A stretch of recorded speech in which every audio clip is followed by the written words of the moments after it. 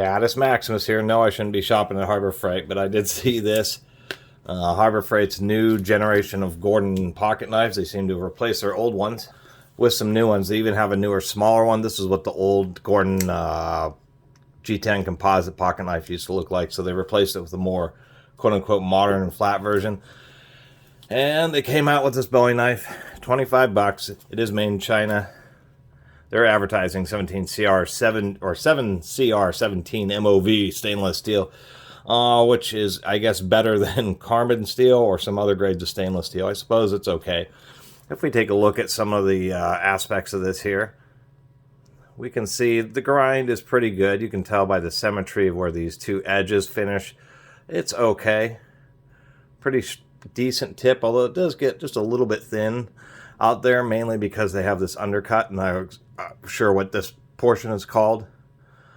A couple little accent grinds there. If we look at the centering down here, it seems to be okay.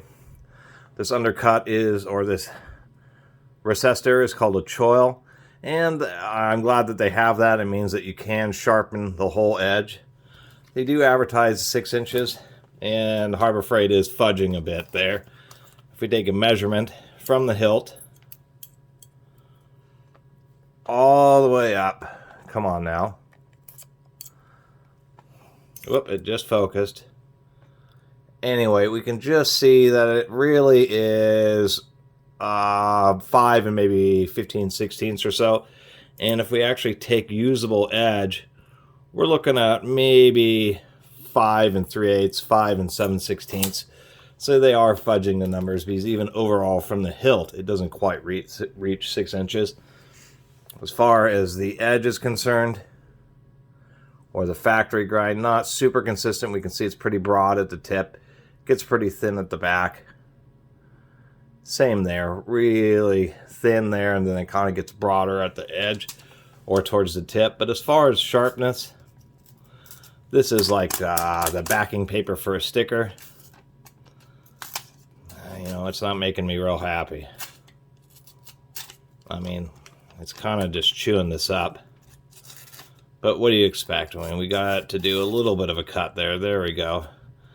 On certain portions of the edge down there, it's better than, say, up higher.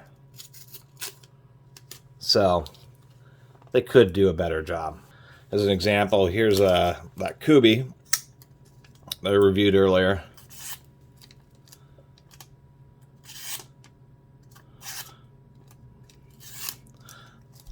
That's a much better edge, to give you an idea of how a good edge should cut. So they are advertising through tang construction. We have aluminum hilt, aluminum tailpiece. It does come with a sheath, which actually see, you know, genuine leather. It does have a plastic lining in there. Generally relatively flexible. Certainly isn't like the rock hard leather that some other Harbor Freight knives have previously come with. Anyway, all that being said, it is only 25 bucks. And to tell you the truth, for $25, I'll have to admit it's probably a reasonable deal for that price. Decent little snap. There it is in the sheath. At least with this tang style, it is going to hold in there decent.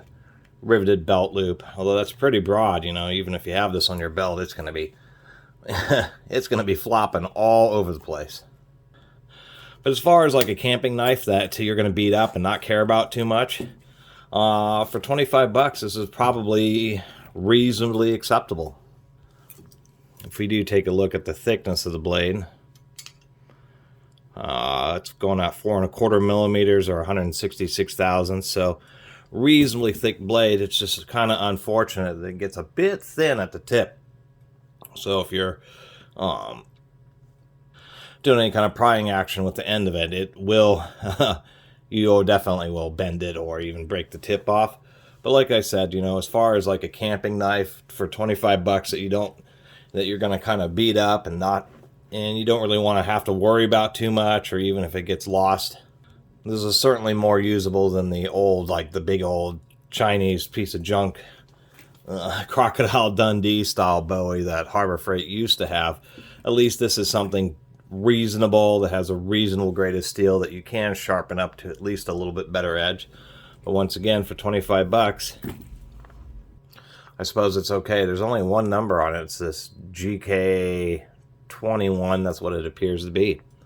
Anyway, that's all I got for you on this Harbor Freight. I'll call it a camping Bowie knife.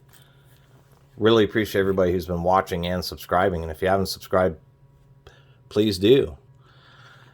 Oh, I should mention that they didn't deburr the top of this. Really flat. This is actually pretty sharp all along this top edge. It looks like this was ground on the top as one of the last operations, and they didn't even bother to deburr it. A little bit annoying. They could at least deburred that. Anyway, until next time, Catus Maximus out. One thing I was noticing, which I think was an error, if I could just get the light right. See how the light kind of travels across this like it's a curved? This is actually hollow ground. You can always feel that because your fingers run down and you can feel the bump towards the edge. And I think that was a mistake. If you're going to have like a camping Bowie knife like this, hollow grinding means that this area of the blade here is just a bit thinner. So if you're chopping stuff and you get any kind of twisting action, you can actually break and torque and bend up sections of the blade or even chip it off. It's one of the caveats to hollow grinding is it allows you to get into some cuts a little bit easier because the edge kind of splits and then it gets a little bit narrower, but at the sacrifice of having less material in this area of the blade. So a little disappointed there.